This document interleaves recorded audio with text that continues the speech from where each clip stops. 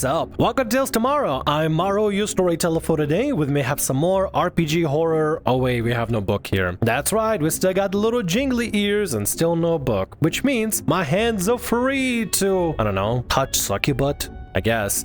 Let's get some RPG horror stories for today. Gooner DM couldn't help themselves and derailed their entire game.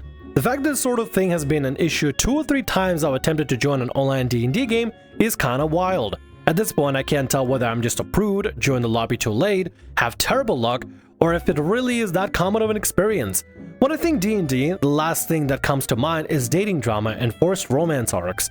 Sure, that stuff can be part of a game, but let's just specifically advertise the campaign as such. I feel like most players don't expect it to devolve into a poorly written smut novel. I don't know how the players are, but I can tell you how it is at my table. A lot of my friends that play D&D with me at our table, at our virtual table, are indeed on the lewd side, like me. I don't always show it on here, on the videos or anything, but I am indeed a degenerate behind the scenes. Yes, your poor tiefling is a filthy degenerate that loves succulandia, anime succubi, anime thighs, and all the good stuff out there. The thing is though, me and my friends, we know how to control it and we know how to keep it separated from other enjoyments. Yes, you can have some silly loot stuff happen in a D&D session, but doesn't mean that session have to be all about it. Yes, you can make some little jokes, dirty jokes here and there, but doesn't mean that devolves everything. It's the people that make their entire personality about Gooner specific things or loot specific things that they can't stop making it about it. Those are the kind of people that are the problem, because they're so fixated on having everything be goon-brained and goon-pilled. I feel like I'm gonna get myself in trouble by saying all these words, but it doesn't matter. They literally can't control themselves. But I'm jumping to conclusion. I'm jumping ahead of things. Let's get to the actual story for today. The first time I tried to join an online D&D game I already posted about, but to sum it up, it never actually got going because the DM basically decided my halfling wasn't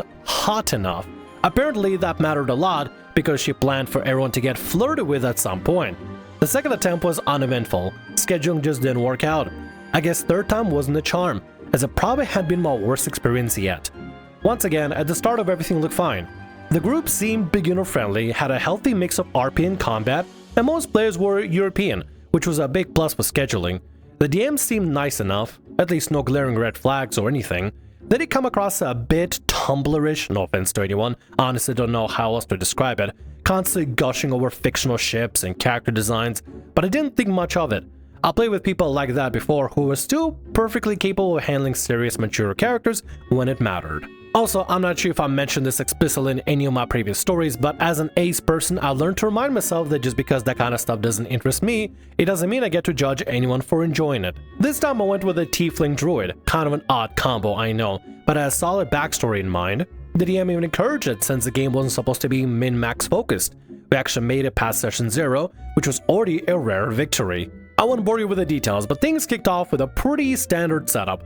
The town we all met got attacked. We fought our way out. We ended up tasked with delivering a dying NPC's important message to a relative up north. Nothing groundbreaking, but I liked it. For the next week or so, things went smoothly. Sure, the main goal was pretty straightforward, but to the DM's credit, there were enough side dungeons and encounters to keep things interesting. And those quest camping moments were a good chance for the PCs to get to know each other. And then it happened. The plot twist that changed the entire vibe of the campaign. After accidentally rescuing what turned out to be some powerful hellspawn from its prison, we were forced into a contract that basically assigned each of us our own personal devil patrons, think Mizora from Baldur's Gate 3, who granted certain buffs. Honestly, not a bad hook. And since my character was a tiefling who had rejected his infernal side by embracing druidism and self-isolation, having that connection forced back into his life was satisfying from a narrative standpoint. Until it wasn't. I know we're not too juicy into the story itself, but that's a really good hook. Unironically, if this was done with a better DM that could handle things way better, this would be a fantastic hook. Almost like a warlock pact, except not really a warlock pact because you don't get all your powers from it. It's like a reason for you to be connected to an important NPC in the story and potentially even get something for it as well the more you interact with them. Except OP apparently claims it doesn't go this way, as apparently things go really wrong. Let's see how bad they go. As the game went on, DM kept casually reminding everyone that our assigned devils were specifically succubi. All succubi? My dream of going to Succulandia, the land of succubi, is almost real. This is the game where I could have gone to Succulandia. Actually, no, I'm just kidding. I could just make my own Succulandia. Who cares? Nearly every single one of us responded with a collective, okay, and just continue playing. I've been around long enough to see exactly where this was going, but still try to give them the benefit of the doubt, especially since the rest of the party seemed pretty chill. It's not obvious yet, the DM granted vision was that we'd slowly become corrupted by the lustful desires and eventually give into it. And apparently, lust was the only vice worth exploring. No greed, wrath, pride, ambition, nothing, just that. Now in theory, even that could work if handled with restraint and maturity, but it quickly became apparent that this wasn't a psychological corruption arc. It was basically turning into one big fetish session from the DM. Everything came to a screeching halt when we found ourselves in a situation where we were about to die, and another player, a female Kitson wizard, was encouraged to draw more power from her patron to save us. And by encouraged, I mean the DM basically railroaded her into with a "you kind of have to." So she did, under the understanding that there would be a price to pay later. Later came that same night at camp, when her succubus patron manifested and announced that payment was due, right there, in front of the entire party. The DM then proceeded to describe how we would all see the outline of a certain horse-like appendage begin to form between her legs. Oh my god, the succubus has a horse cock. Holy shit, dude. Whoa, I did not expect to go like that. I thought it was gonna be some sort of like a sexual favors or something. No, just straight up, here's my horse cock. You better get on. Jesus Christ. What the hell? Sorry, I really shouldn't be laughing this hard, but it's actually, I'm trying to just imagine the shock and horror at this session. Why would you think that was a good idea in the first place? Jesus Christ on ice skates. What the hell? Okay, look, I don't care what kind of things they're into. I genuinely couldn't care less. I don't care if you think my degenerate tastes of succubi and succulendia are wrong or something. I don't care what kind of things they're into. Do not bring your fetishes to the D&D table or any table other than where they're supposed to be. Hidden away for nobody else to see or left in your sex dungeon, because you shouldn't be bringing this kind of stuff to your D&D table. It doesn't matter how cool you think hordes' penises are on succubi. I don't care how much you love succubi, your futa fetish. Nobody else cares for it unless the people specifically want to play in that specific type of game. Clearly, it's not this specific type of game, which is probably why I shocked the rest of the table. I haven't even got the rest of the reaction, but I'm pretty sure the response is going to be shock and horror at suddenly turning the game into DM's personal little sex fetish game. Like seriously, why would you think that's a good idea? If you want to run these kind of games, you know the first thing you should do? Advertise that this is that kind of game where you're going to have this kind of content to find other people that want to see this kind of content. You don't just spring it up out of nowhere. It's like, surprise guys, succubi futa with a horse cock. Jesus Christ. And that was that. Almost all of us, except one player, who more or less called us snowflakes, collectively noped out and then and there. The DM tried to backpedal and say it wasn't mandatory, but come on. If that had been the only weird moment, maybe somebody would have brushed it off as a lapse of judgment. But this has been building up for several sessions, ever since the succubus plotline was introduced. Shout out to the 3 people from the game who stayed in touch and invited me to another D&D group they swear is at least normal. Here's hoping I'll finally get to experience a full campaign. I hope you get to experience like a proper game where the DM is not just using it as a way to flaunt the fetishes. We're all into weird stuff, it doesn't matter. Who cares what everybody else is into? But you don't shove and bring your own fetishes into D&D. As a player, as a DM, I don't care who you are. You don't just shove that stuff in or bring that stuff in and just whip it out the table. You keep it to the tables that actually want to play this kind of stuff and then leave the rest of the table to be regular ass tables. Like, it's not that difficult. If you want to play a kinky game where you have succubi with horse appendages, go right ahead, but advertise it from the very beginning. Don't just surprise people with that sort of thing. Like, yeah, I'm a fan of succulendia and succubi. Doesn't mean I'm gonna start giving everybody a succubus and forcing everybody to go to succulendia for that specific reason. I'm not gonna start bringing my own personal kinks into the table, because that would be completely wrong and inconsiderate to the rest of the players. We're here to play Dungeons and Dragons, not dungeons and dangling these nuts in front of your mouth. I think this story will live rent-free in my head. Honestly, I've never had to utter the word succubus horse cock ever in my entire life. Let's continue to the next story for today.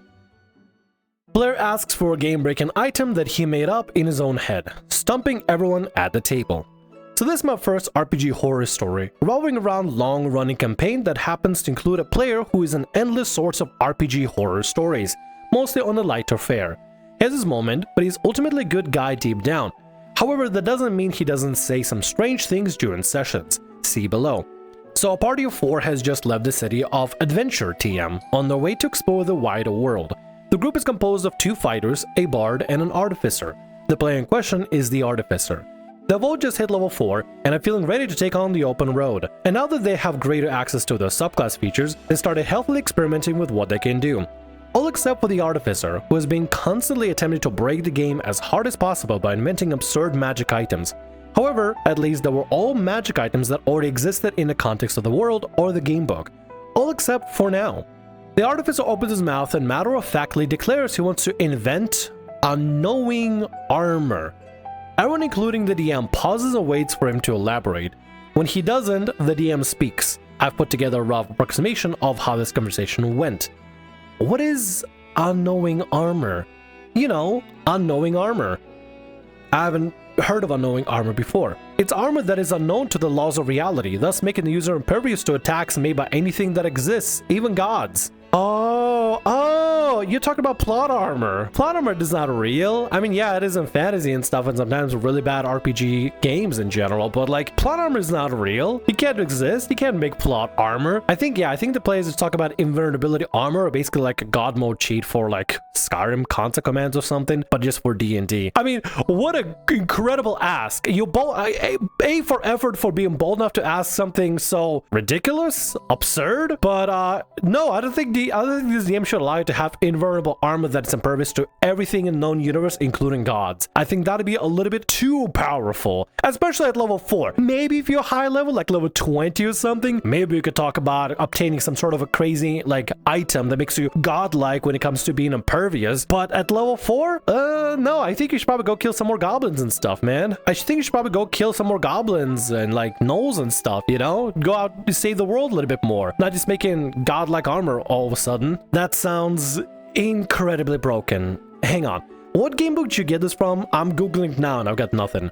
Oh, it's because it's a homebrew item of mine. Oh, silly us. We couldn't tell that it's a homebrew item, apparently. Silly me. Anyway, I think this player is kind of taking the whole idea of homebrew. Oh, a homebrew can just be made for whatever. Homebrew itself is a double-edged sword. On one hand, if handled correctly, it can be a nice little addition, like a homebrewed crafting system to be able to make you +1 armor or something. Or, I don't know, a homebrewed magic system where non-magic users can maybe learn a little bit of spellcasting over time after a lot of training and practice and dedication to maybe master one spell or something. I don't know, something simple like that. Or homebrew weapons. You know, it's like a great sword, but a katana, like a giant nodachi, I think that's what they're called, something like that, you know, a reflavoring, if you will. But also, if you allow homebrew to just run rampant wild, you can have some horrifying systems that we've seen on here on the RPG Horror Stories, where crazy things that just roll to remember to breathe become a system. Which, yes, that was actually like part of the RPG Horror Stories at some point. They were read at some extent. I think during the Halloween video, like a year back or something. Homebrew is a double-edged sword. It's really easy to get cut and just ruin everything with it. So it needs to be used sparingly, with DM's permission, with DM's specific allowance, and also not be completely filled up the entire system. Because you can homebrew till something becomes absolutely non-existent or nothing and just turn into a giant mess. It's like a ball of yarn. Eventually you spool the yarn and you make a big mess everywhere. What? We didn't discuss this before. And even if we did, why would it let you have such an astonishingly game-breaking item? How would your character even make such a thing? The materials to invent such an item don't exist in this world. Oh, my character would spend the game inventing this armor.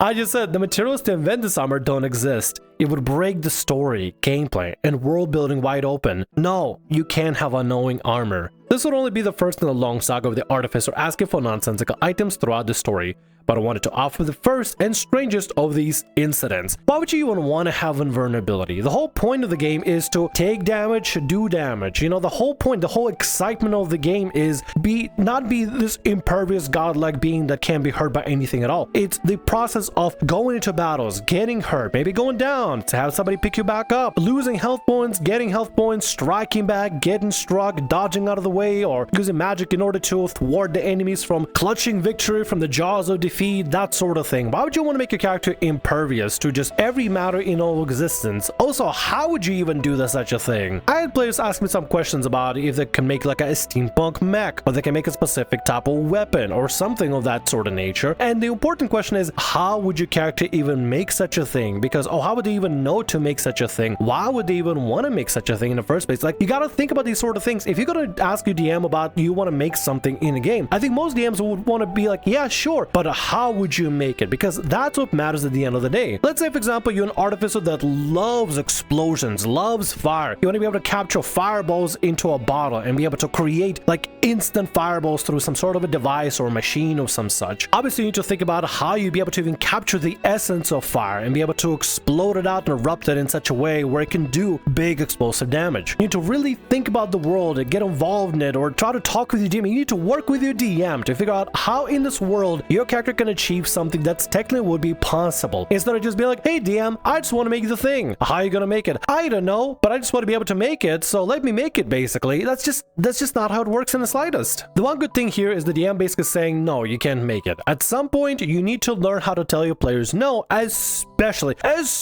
whenever they're doing something absurd like wanting to make impervious armor, the unknowing armor that basically makes them impervious to everything, including the power of gods. Also, for the artificer that's trying to create this impervious armor, don't do it. The whole point is to actually get engaged with the world, get hit, take hits, deal hits, and stuff like that. The whole fun of it is the process of ebb and flow, back and forth. Why would you want to be invulnerable? I don't want any of my characters to be invulnerable. My local cleric Nyauzo has a lot of high AC, and I'm honestly considering just making him drop his shield or drop his armor down so he can actually get hit for once, because oh my god, like, he can never get hit. It's boring that I can't use any of my reactions because he never gets hit in the slightest. I don't really want to play a kind of character that never gets hit. If I get lucky or something by using lucky feat, that'll be one thing. I want to be able to earn my wins. I don't want to just be impervious to everything completely out there. That'd just be, I don't know, man, that'd be boring. Either way, it's a really good thing for the DM to say no to the player. It's important to know when to say no to your player, especially if they're asking for something absurd, like basically be immortal in your game. And with that, that's going to be all our stories for today.